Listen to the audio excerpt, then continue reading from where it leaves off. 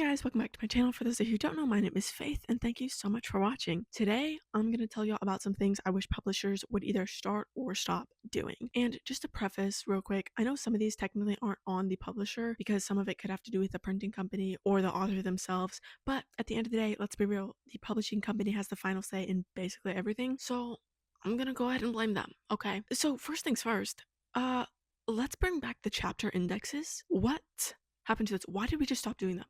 Why? And the only books that I can think of that I have that have them are like Harry Potter and Twilight. And to add to that, chapter titles that are relevant to what's in the chapter. What have we become as a society?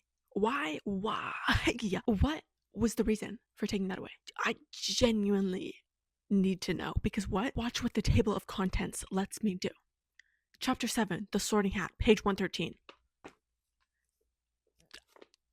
Do you see how easy that made that?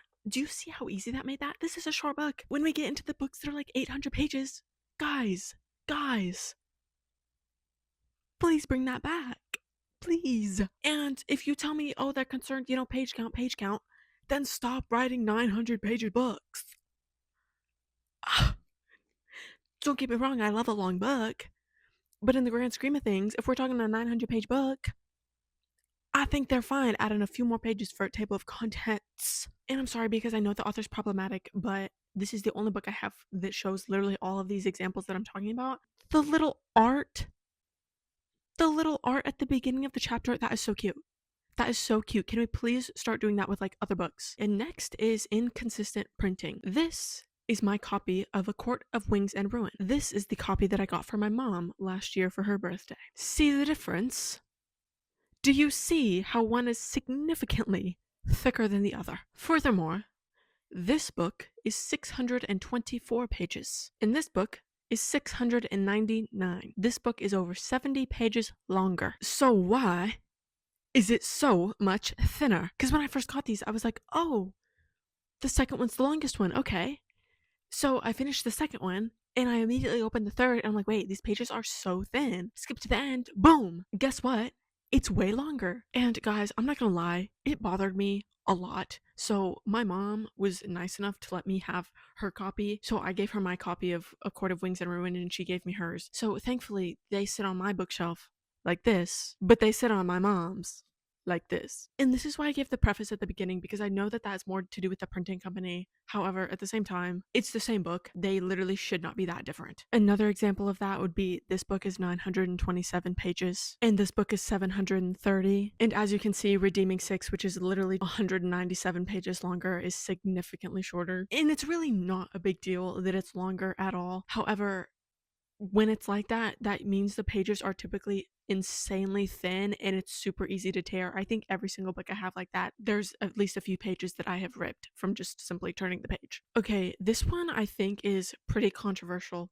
Sprayed edges. I'm not that big of a fan of sprayed edges. Don't get me wrong, I have tons of books with them. However, I'm gonna take you through some examples, okay? This is beautiful. This is stunning. This is breathtaking. But this is boring, sloppy, lazy. If you know, you know. Those are so boring. I like the special ones. It's way prettier, and if I'm paying extra, I'd rather pay for a pretty design than just one solid plain color. Also, all the ones that I have that are solid color, the paint has leaked onto the covers when they sprayed it. Okay, I don't know how well you can see it, but like, look along the edges, that's paint that's gotten onto the cover from spraying it. Literally every sprayed edge book that I have that is a solid color is exactly like that, but none of the ones that I have that are a design are like that. That being said, the ones with actual designs are mainly hardcover except for Deep End, but Deep End still isn't like that. So I don't know if that's why, because these are paperbacks and those aren't. I'm not really sure, but it just bothers me. And again, like, this is boring. I'm sorry. But you know what? That being said,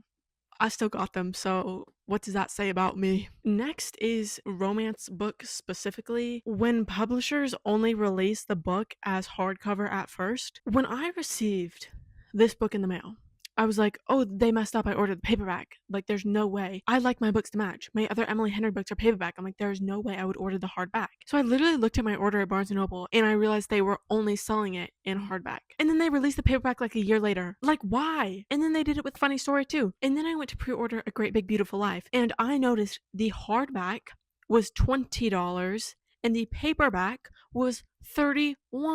In what world should you be paying more for a paperback than a hardcover, especially $11? Now that the book has come out, I haven't seen a single person with a paperback, so I'm assuming that was just a glitch on the website and that might have just been a special edition. I don't know. I'm not going to spend 11 extra dollars on paperback. While we're on the topic of first printing runs, stop with the limited special edition as the first run of something. I feel like special editions are more for people who like the book and want another copy because they collect them, whatever, just because the book was that good. You can see from behind me, I have books that I have multiple copies of because I love those books and I just like the special editions. Why are we releasing special editions as the first run and you do limited? So it's like, oh, we're only making this many copies, so you buy it now. And then you read it and you're like, wait, I don't like this book. Thankfully, that hasn't happened to me yet, but it's only a matter of time. And I'm sure it's happened to some people out there. I understand most publishing companies do this with either a book series that's popular, like for Fourth Wing, Onyx Storm had one, or authors that are really popular that have fans. They're not going to do that for someone's first or second book. They're going to wait till they're popular. But still, for example,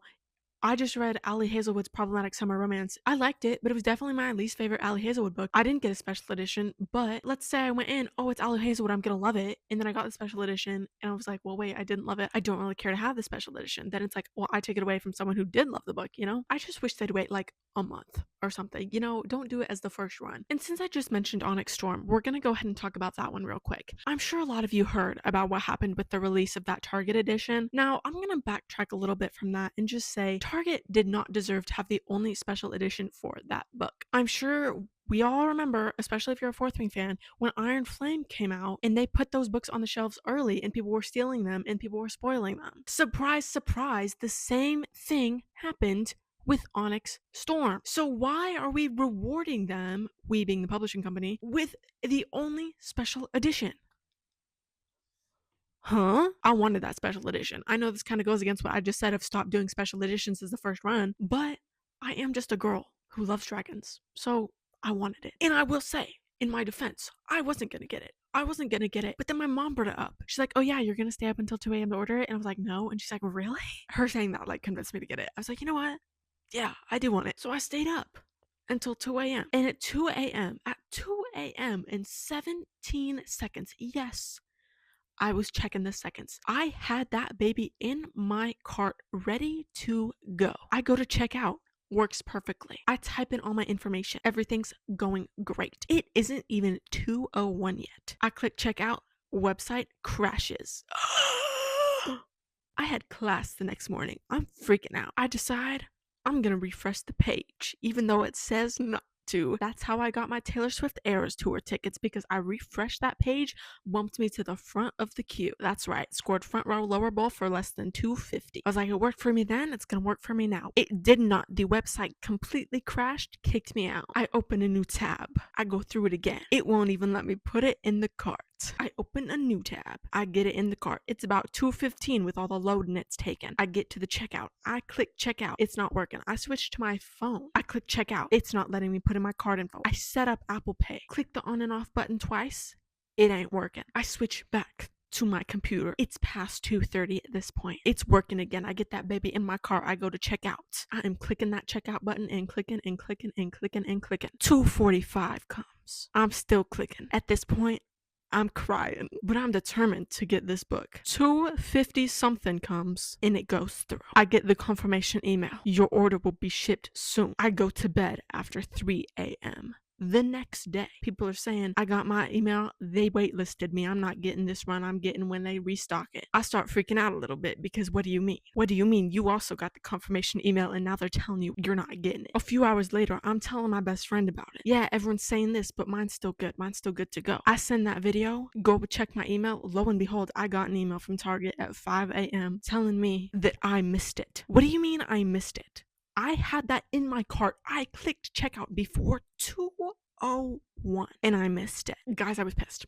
I was pissed. The way they went about that entire release just pissed me off so much. Literally in less than a minute, I had that thing ready to check out. I was fine. And then their website crashed. They were clearly not ready for the amount of people that wanted that book, which is their own fault. The second one broke records. You didn't expect this one too? That doesn't make sense. Target better not get anything for the next book. And that's all I'm going to say about that, because they ruined the second one because they put them on the shelves and they're like, well, we're not letting people check out. Are y'all dumb? Are y'all dumb? As if y'all don't put stuff behind glass panels so that people don't steal them. You knew people would steal that stuff, so it shouldn't be a surprise when people did steal it, and then they're posting spoilers online before the book came out. And at the end of the day, I'm gonna go ahead and blame the publishing company, Target, and those people who spoiled that online, because all of y'all are in the wrong in that situation. That whole situation just pissed me off. As you can see, I did get it because they were like, hey, we'll give you the next print run. That's fine.